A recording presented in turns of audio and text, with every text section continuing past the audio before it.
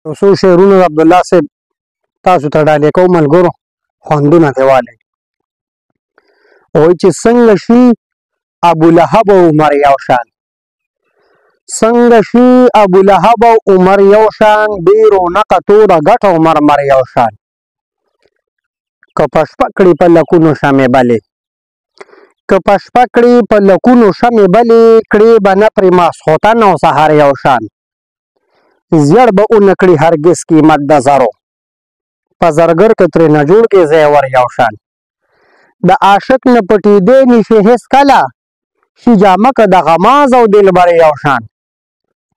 پکې نشته امتیاز د حیثیت، په لحد کې دی فقیر او قیصر یو شان.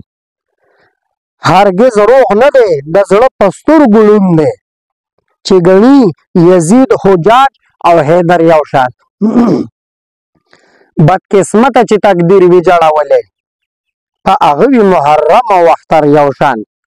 چې یو وي شاعر د خدای او بل د شیطان وي، د اشعارو د دوی نه وي اثر یو شان. خویندې دوه حساب به نه وي په یو ورور، خویندې دوه حساب به نه وي په یو ورور. عبدالله که وي فرزند او دختر یو شان. والسلام.